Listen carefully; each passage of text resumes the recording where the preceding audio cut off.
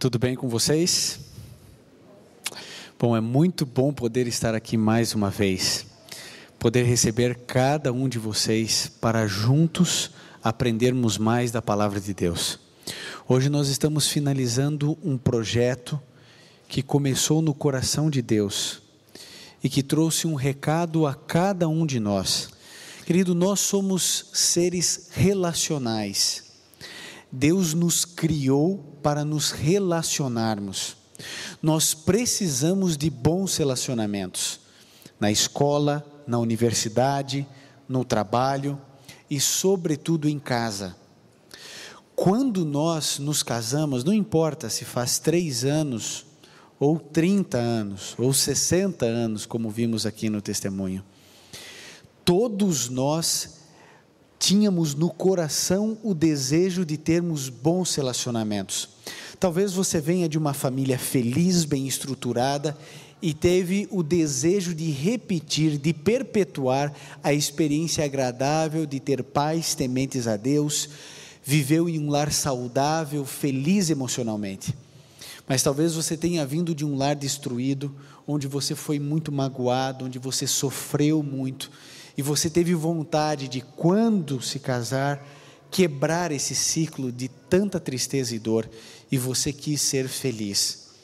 Querido, o final último, ou a finalidade última de todo ser humano é felicidade. Todos nós só queremos isso na vida, felicidade. Entenda, o indivíduo que trai, ele faz isso para ser feliz. O indivíduo que não trai, faz isso para ser feliz.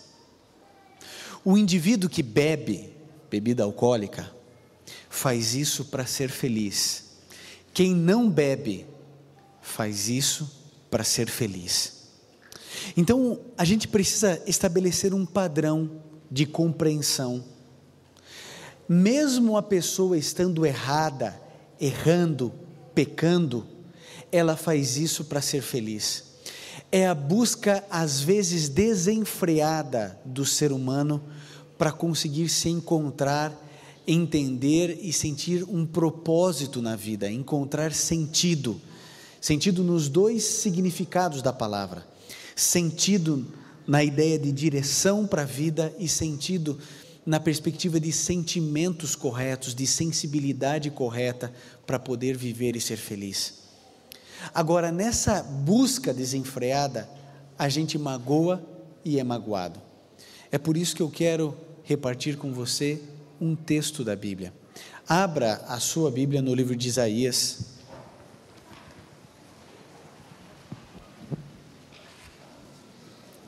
E você vai encontrar no capítulo 30, no verso 21, palavras muito importantes.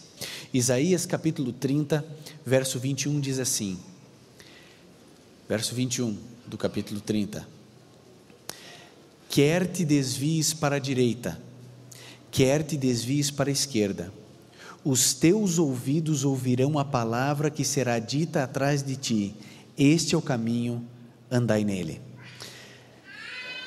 Esse é o plano de Deus.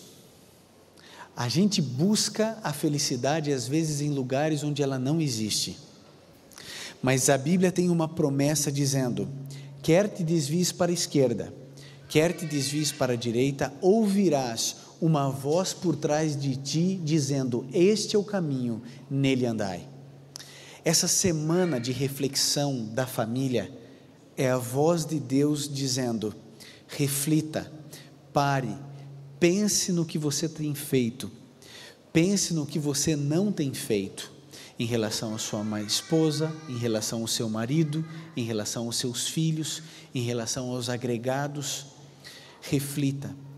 Vejam, a gente estudou aqui durante a semana, que Deus é o Criador da família, foi Ele quem determinou o casamento, foi Ele quem disse, não é bom que o homem esteja só.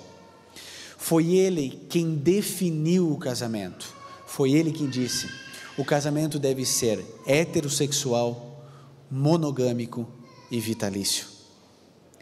E foi Jesus quem defendeu o casamento. O que Deus uniu, que não separe o homem.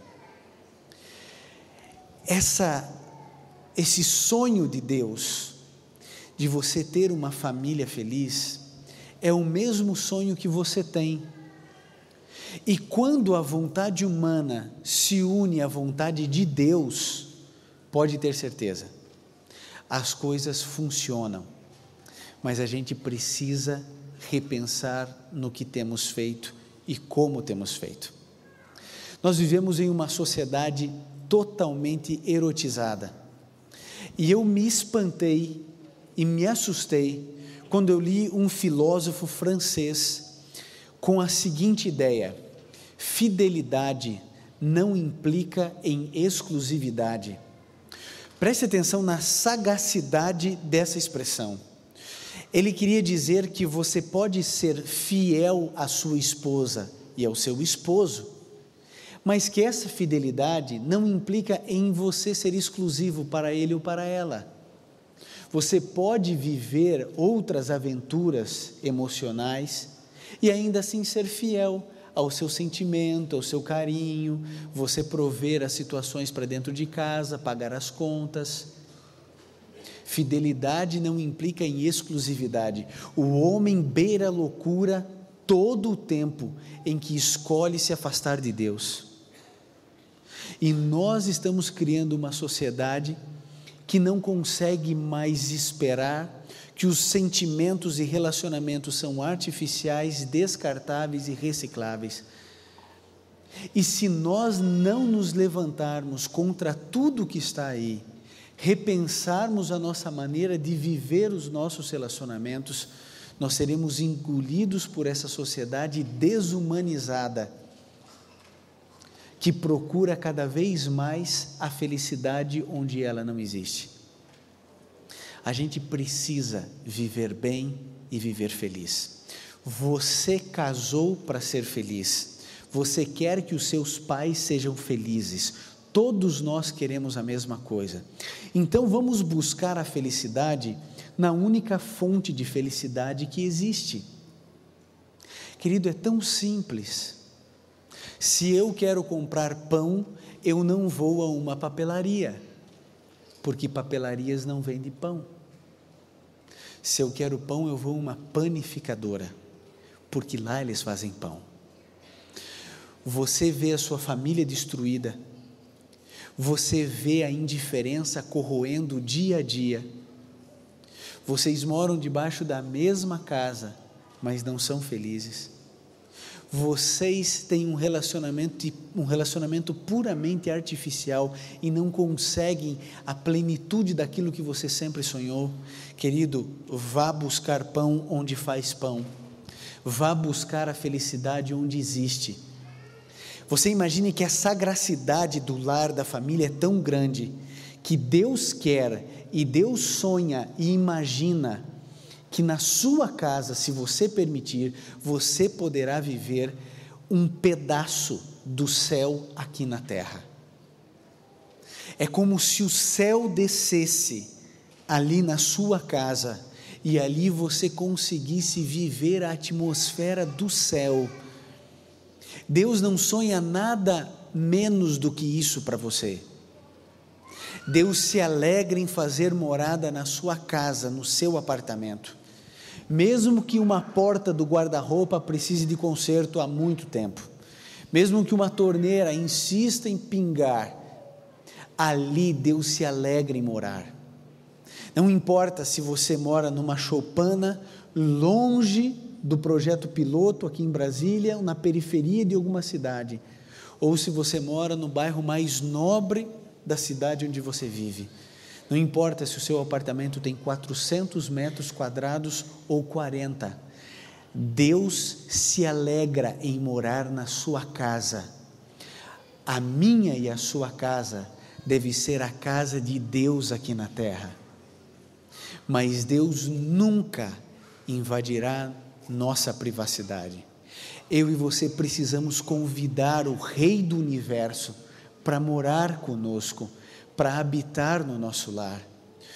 Quando isso acontecer, o ambiente da minha casa e da sua casa será diferente. E sabe, as pessoas que entrarem no nosso lar perceberão isso. Talvez elas não consigam trazer isso à consciência, talvez elas não consigam verbalizar isso, mas o lugar onde Deus está é sentido, mesmo que a nossa razão não consiga penetrar a presença de Deus na nossa vida. Quantas vezes em meu ministério eu tenho ouvido pessoas reclamarem do cônjuge e orarem para que Deus transforme o marido ou a mulher, mas poucas vezes eu tenho ouvido pessoas falarem assim: pastor, eu preciso que Deus me transforme para abençoar o meu marido ou a minha esposa. Então funciona assim na nossa mente: meu marido está errado, minha esposa está errada. Senhor, muda o meu marido, muda a minha mulher, ajuda, cuida dele. E está certo, a gente pode e deve orar de maneira intercessória, mas a gente também precisa pensar: Senhor Jesus, o que eu estou fazendo de errado e eu não estou vendo, para poder abençoar a minha esposa ou meu marido?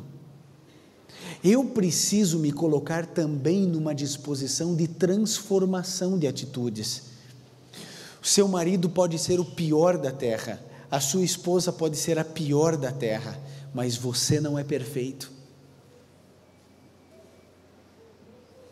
Então, ore de maneira intercessória, mas também ore para que a sua vida seja transformada. Eu me lembro de ter entrado em contato com uma história de uma mulher que tinha uma característica. Para alguns podia ser um defeito grave, para outros não, mas a realidade dessa mulher era que ela não fechava gavetas. Todas as gavetas que ela abria, ela não fechava. Tem tanta gente com tanta mania nesse mundo. Essa mulher abria a gaveta e não fechava. Durante os 2 primeiros anos de casamento não teve problema nenhum, o marido nunca se importou com isso, mas depois começou a incomodar. Mais de 700 dias ela abrindo gavetas e ele fechando. Chegou um dia que ele falou assim: olha, isso está me incomodando.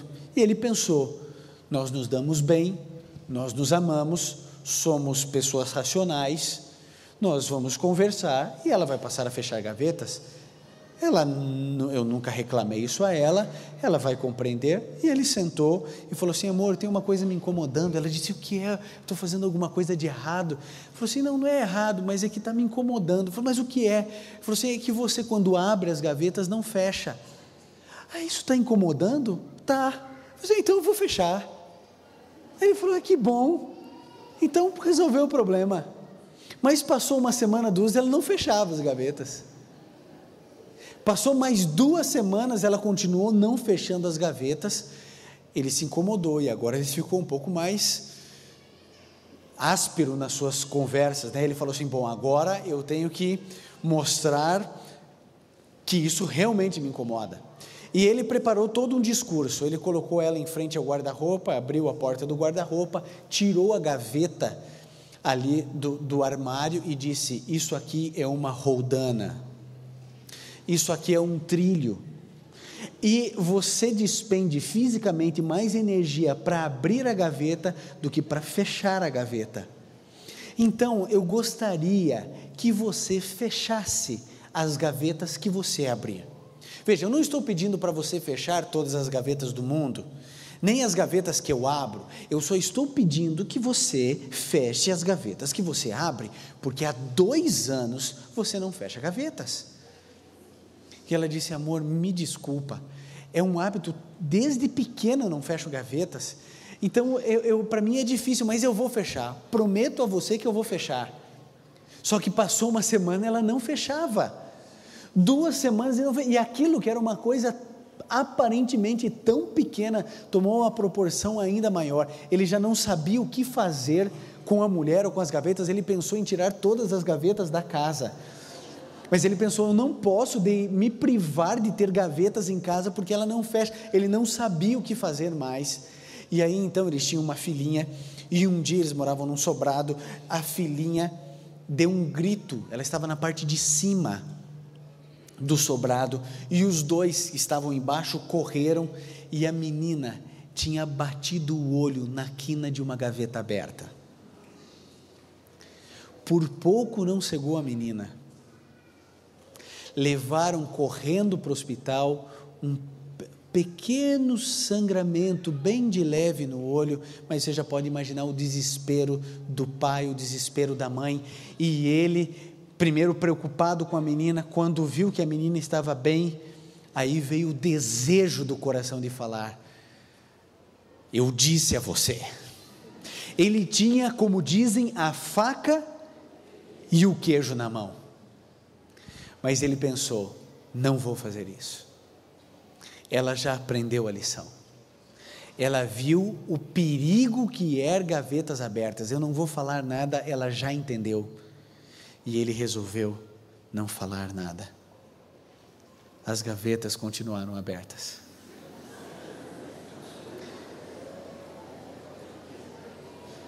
Eu não sei o que você faria, mas eu sei o que esse homem fez.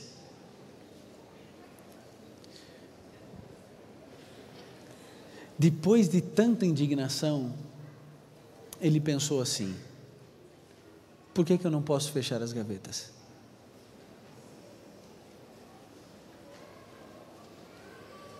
Querido, a gente fecha a gaveta de tanta gente nessa vida, no trabalho, na igreja, na universidade.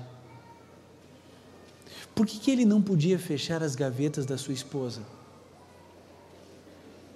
Gente, vocês não sabem, mas esse homem se transformou no maior fechador de gavetas do mundo. Ninguém sabe fechar uma gaveta como esse homem. É impressionante. Você se surpreenderia ao ver a habilidade dele. Essa história para mim reflete uma coisa: o nosso cônjuge tem limitações, como eu tenho, como você tem. A gente precisa entender que nós só seremos perfeitos no céu.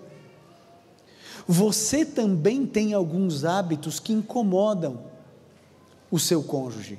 Você também tem.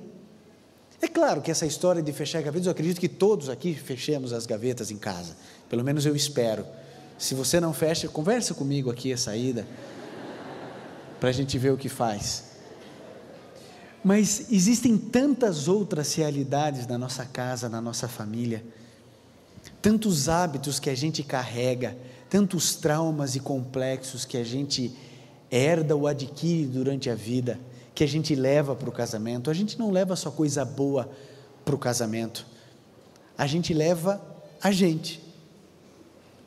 E em alguns momentos isso machuca, mas sabe, quando eu estava lendo essa história, eu me surpreendi, porque a minha primeira reação era: será que eu fecharia as gavetas?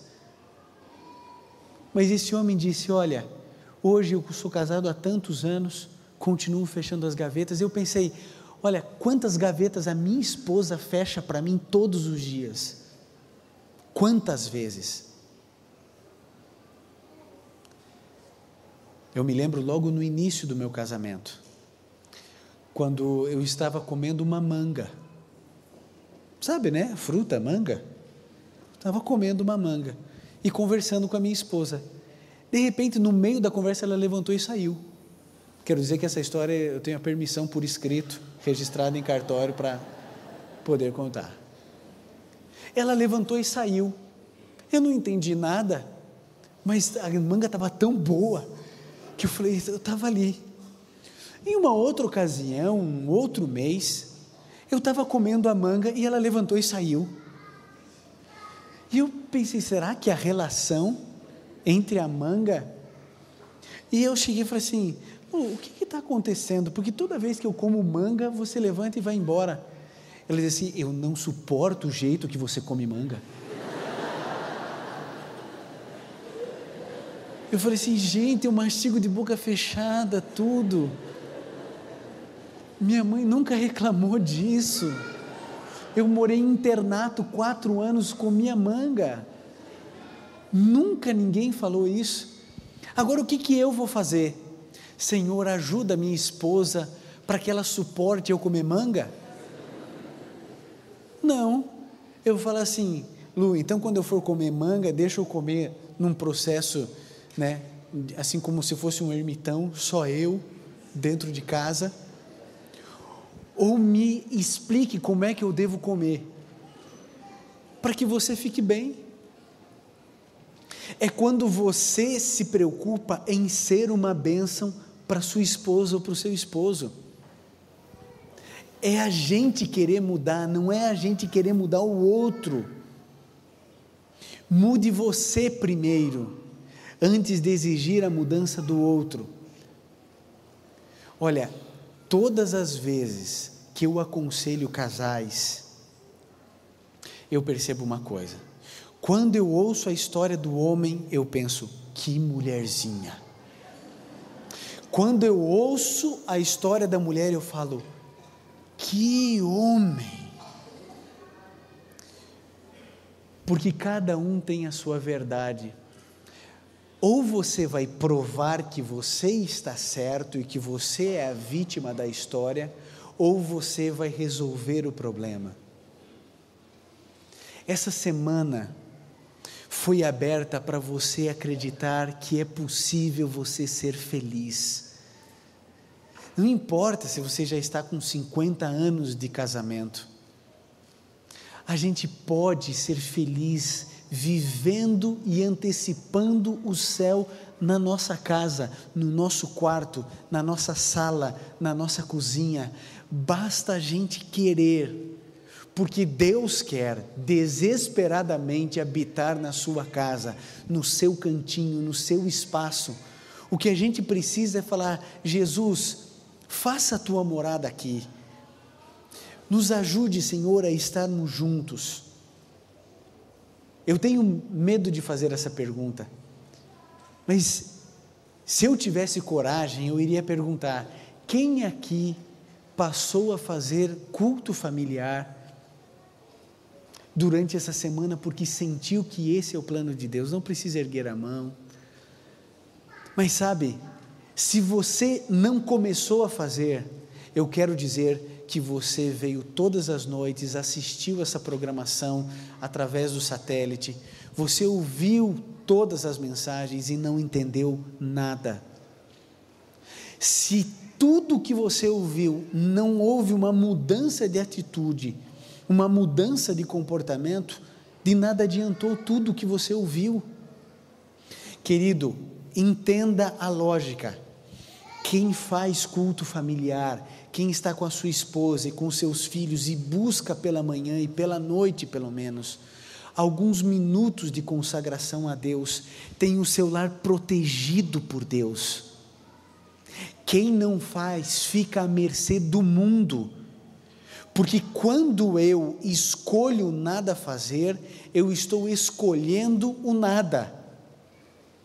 Eu estou escolhendo um casamento vazio, eu estou escolhendo a infelicidade, eu estou abrindo a porta do adultério, abrindo a porta da pornografia, abrindo a porta do sofrimento, da tortura emocional, abrindo a porta do descompasso na educação dos filhos, porque eu e você não sabemos guiar o carro da nossa vida. Então a gente diz: Senhor, senta no lugar do motorista e me guia. A gente está desesperado, parando em uma lanchonete para comer rápido, dentro do carro, num drive-thru, e a gente pega a comida num saco, e a gente vai dirigindo, comendo, falando o celular, para quê? Para economizar tempo. Para quê? Para que essa correria louca que a gente vive? Sabe para quê? Para fazer mais. Não é para a gente ter melhor qualidade de vida. A gente está dirigindo, falando e comendo e indo para casa ou para o trabalho, para a gente ter mais tempo para se ocupar mais com aquilo que não é prioridade. Isso é loucura, porque o que tem de prioridade na nossa vida é Deus e a nossa família, o resto é acrescentado. O resto é acrescentado. Então para de correr, você está com a língua para fora, você está cansado da vida que leva, você está estressado, com depressão, você não aguenta mais trabalhar para pagar conta, para pagar cartão de crédito. Então reestruture a sua vida, começando assim: eu não me atrevo a sair de casa sem estar com Deus, eu vou chamar meus filhos, minha esposa, e eu vou orar, e eu vou santificar a minha vida, eu vou me fortalecer espiritualmente, e a minha família também. E aí você sai de casa com a bênção e a proteção de Deus, e você descansa que os teus filhos estão protegidos. Agora, se você quiser guiar a sua vida, amigo, boa sorte, porque é uma loteria, porque você escolheu colocar Deus amordaçado no porta-mala do carro da vida. Não adianta a gente imaginar que a gente vai continuar aqui nessa terra, vivendo do jeito que a gente vive e querendo encontrar a felicidade que a gente só vai encontrar no céu. A gente tem que mudar. O pastor Milton irá cantar um hino agora, e esse hino é para você e para mim, para a gente poder refletir e entender algumas coisas importantes. E eu vou fazer um apelo a você agora. Você quer que a sua família seja tudo o que você sempre quis? É isso que você deseja? Querido, então, enquanto o hino estiver cantando, onde quer que você esteja, em qualquer lugar do Brasil, se você estiver com a sua família, levante-se e diga a Jesus: eu estou aqui com a minha esposa, estou aqui com o meu filho, com a minha enteada, com o meu enteado, eu estou aqui com a minha sogra, eu quero ser feliz. Por favor, Jesus, me ajuda, porque só o Senhor vai conseguir isso comigo. Sozinho eu estou fadado ao sacrifício, à dor e ao sofrimento. Você quer dizer isso para Jesus? Levante-se ao lado do seu marido, da sua esposa, se você tem o privilégio de tê-lo aqui. Se você não tem, da mesma maneira, se esse é o seu desejo, coloque-se em pé, para que Deus abençoe a tua casa e o teu lar.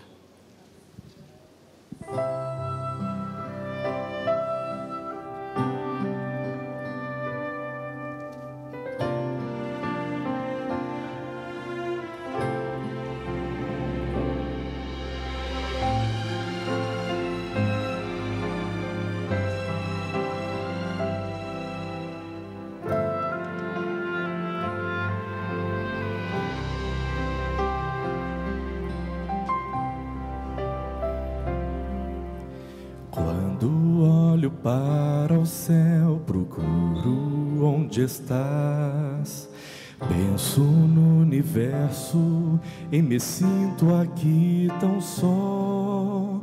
Como é possível que o Senhor do vasto céu possa ainda ouvir a minha fraca voz?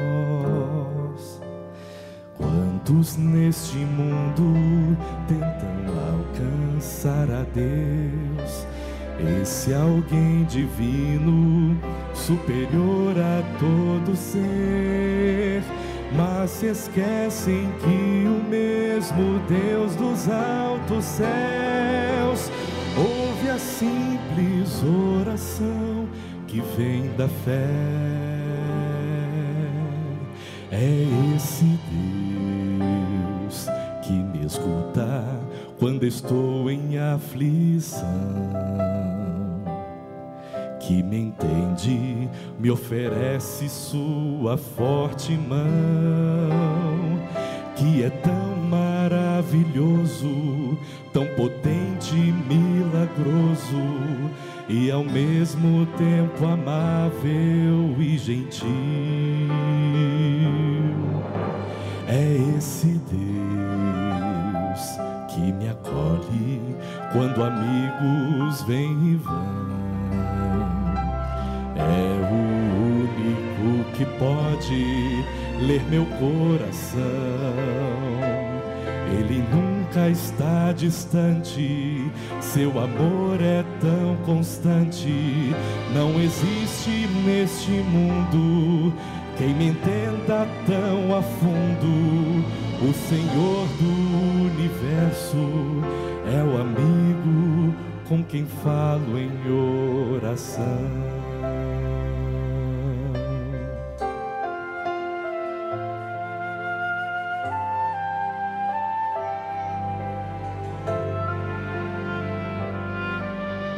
Quando eu vejo a grandeza de um Deus assim, olho para mim e não consigo entender. Quem sou eu para lhe pedir que venha me assistir? Mesmo assim o seu amor vem me atender.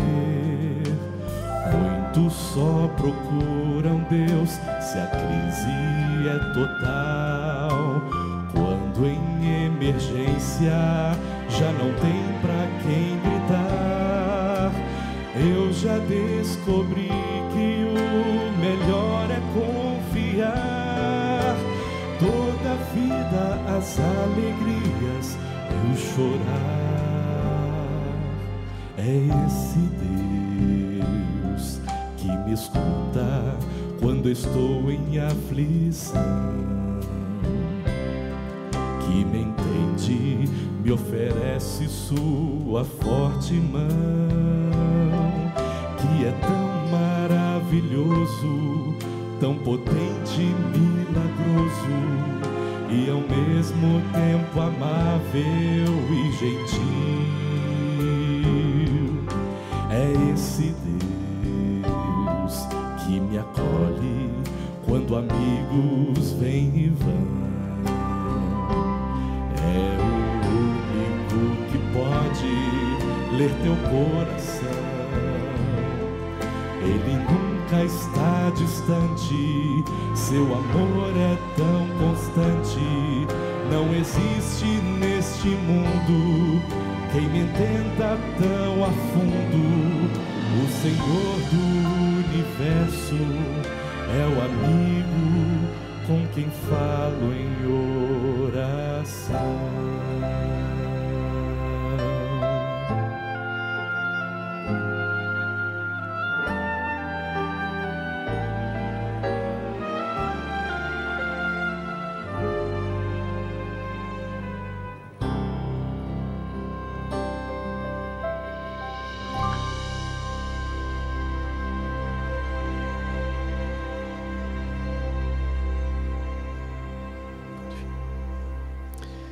Quero chamar a minha família para vir aqui.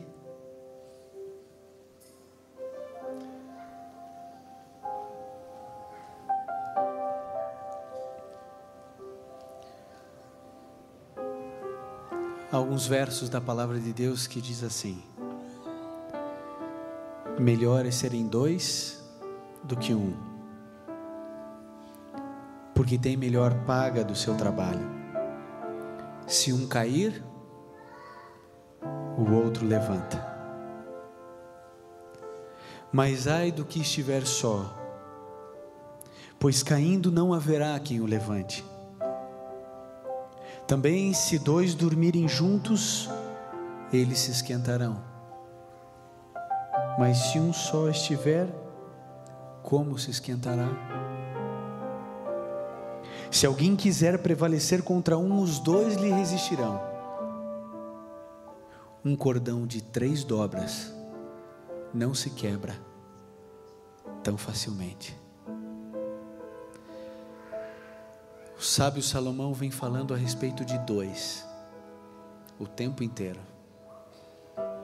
mas ele encerra o pensamento dizendo: um cordão de 3 dobras. A matemática de Deus é tão diferente da gente. Para Deus, 1 mais 1 mais 1 que é Ele é igual a 1.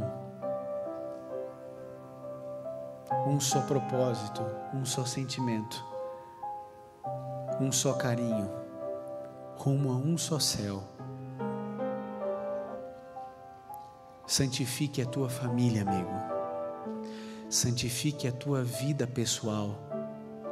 E Deus salvará a tua casa e a minha casa. E um dia todos juntos no céu, como uma grande família, perceberemos aquilo que nos é dito. A nossa leve e momentânea tribulação produziu para nós eterno peso de glória. Acredite na sua família, acredite no seu lar, porque Deus nunca desistiu, nunca desistirá de fazer você feliz como você sempre quis. Feche seus olhos, curve sua fronte e vamos juntos orar. Querido Pai, eu estou aqui com a minha família, assim como milhares de pessoas estão com as suas. Obrigado, Pai, porque um cordão de 3 dobras não se quebra tão facilmente. Quando colocamos o Senhor como o primeiro em nossa vida, temos a certeza da Tua proteção, temos a certeza de que a nossa família é acariciada por Ti, que o Senhor corrige a nossa rota, que o Senhor fica atrás de nós dizendo: esse é o caminho, ande por ele. Nos ajude, Senhor, a andarmos nos Teus caminhos. Nos abençoe, abençoe nossos filhos, nossas filhas, abençoe a nossa casa, o nosso lar, que possamos realmente viver a atmosfera do céu na nossa casa. Fica ao lado de todos nós, restaura-nos, Senhor, para o Teu reino, em nome de Jesus, amém. Que Deus nos abençoe.